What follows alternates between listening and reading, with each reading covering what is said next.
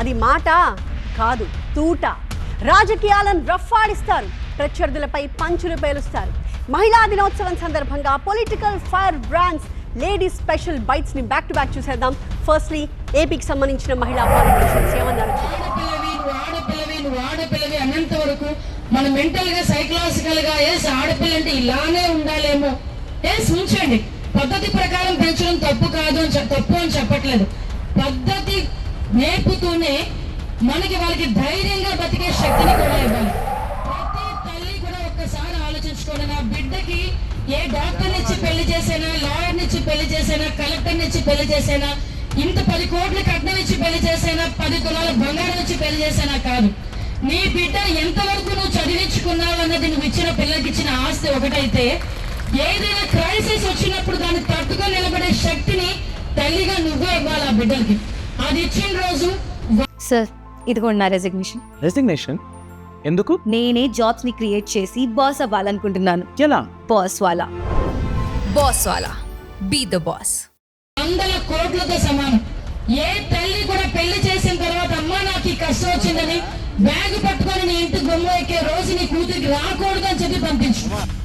వీళ్ళు చేసిన తప్పులకి వీళ్ళు ఆన్సర్లు ఇవ్వరు, ఎవరో ఒకరిని బలిపస్తులు చేయటం. ఆ మాట్లాడిన మహిళను చూస్తే నాకు జాలేసింది. గతంలో కూడా మీరు చూసారు, తెలుగుదేశం పార్టీలో పొగుడుకోవాలంటే వాళ్ళు వచ్చి కూర్చొని పొగుడుకుంటారు, సన్మానాలు చేసుకుంటారు. కానీ ఒకటి చేయలేనప్పుడు లేదా ఒక తప్పు జరిగినప్పుడు మహిళల్ని ముందుకు తోసి వాళ్ళతో ఏ విధంగా ఇతండంగా మాట్లాడిస్తారో మనం కళ్ళారా చూస్తున్నాం. సో మహిళలు ఈరోజు ఎంతో ఆశగా ఎదురు చూసిన ఫ్రీ బస్సు ఇవ్వకుండా ఇంకా డొంక తెరుడుగా మాట్లాడుతున్నారు. కాబట్టి ఖచ్చితంగా సరి అయిన సమయంలో మహిళలు బుద్ధి చెప్తారు. అనవసరంగా ఈ కూటమి ప్రభుత్వానికి ఓటేసామని ఎంతో బాధపడే పరిస్థితులు ఈరోజు మహిళల్లో ఉంది. కాబట్టి మళ్ళీ జగన్మోహన్ రెడ్డి గారు ముఖ్యమంత్రి అయ్యేంత వరకు కూడా మా మహిళా విభాగం అవ్వచ్చు, ఈ రాష్ట్రంలో ఉన్న మహిళలందరూ కూడా రానున్న రోజుల్లో మహిళల తరపున పోరాటం చేయడానికి మా వైఎస్ఆర్ కాంగ్రెస్ పార్టీ ఎప్పుడూ సిద్ధంగా ఉంటుంది. సో ఏపీ మహిళా నేతలు ఏమన్నారో విన్నారు కదా. ఇప్పుడు తెలంగాణ మహిళా లీడర్స్ ఏమంటున్నారో కూడా చూద్దాం. మరి బీజేపీలో ఇక్కడ ఉన్నటువంటి మంత్రులు ఇద్దరు కానీ మిగతా ఎంపీలు కానీ గెలిచినా కూడా వాళ్ళు ఏమి పట్టనట్టుగా ఉండడం అనేది కొంత బాధాకరము. ఇప్పటి నుంచి అయినా కూడా మనము పార్టీలను పక్కన పెట్టి ఇప్పుడు ఎలక్షన్స్ కాదు, మనం ముందు అభివృద్ధి చేసుకోవాలి. కేంద్ర మంత్రులుగా మీరు ఇక్కడ ఉన్నప్పుడు తప్పనిసరిగా మీరు కూడా ఇన్వాల్వ్ అయ్యి ప్రతి దానికి కూడా మీరు సపోర్ట్ చేయాల్సిన అవసరం ఉన్నది. మేము శాంక్షన్ తెచ్చిన తర్వాత మేము తెచ్చినాము అని మీరు చెప్పే పద్ధతి ఏదైతే ఉందో అది కరెక్ట్ కాదు. మీరు రండి, మాతో అందరం కలిసి ఒక డెలిగేషన్గా వెళ్దాము. పోనీ మేమిచ్చిన దాన్నైనా కూడా మీరు వెంటపడి శాంక్షన్ చేయించండి. వరంగల్, హైదరాబాద్ తర్వాత వరంగల్ను అత్యధికంగా అభివృద్ధి చేయాలన్నటువంటి లక్ష్యంతో సీఎం గారు పనిచేస్తూ ఉన్నారు. దానికి అనుగుణంగా ఈరోజు రైల్వే లైన్స్ విస్తరణ కానీ, అదేవిధంగా ఎయిర్పోర్ట్ కానీ ఇవన్నీ కూడా సాధించుకోవడం జరిగింది. మహిళా సాధికారిత అంటే టీవీలకు మహిళ ఏ విధంగా కనబడుతుందో ఆ ముద్ర ఇక్కడ పడుతుంది మగపిల్లలకు.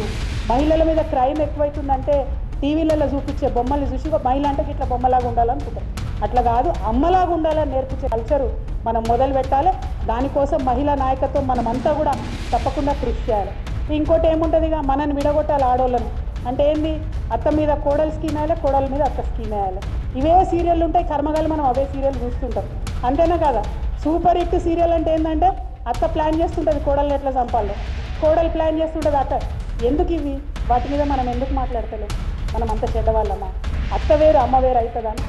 అత్త లేకపోతే మా ఆయన ఎక్కడికి వెళ్ళి వచ్చింది? ఎగ్జాంపుల్ చెప్తున్నాం. మనం అది ఆలోచన చేసుకోవాలి కదా. మనం ఎందుకు మనల్ని మనం తక్కువ చేసి చూపించుకోవాలి?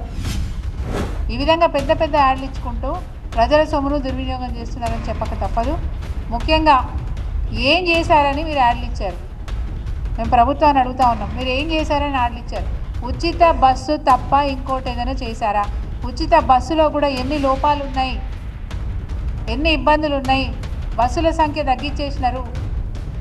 గతంలో తాండాలకు గూడాలకు బస్సులు పోకపోతే ఒక్క ట్రిప్ అన్న పోయి వచ్చేది. ఇప్పుడు ఆ బస్సులు కూడా బంద్ చేసినారు.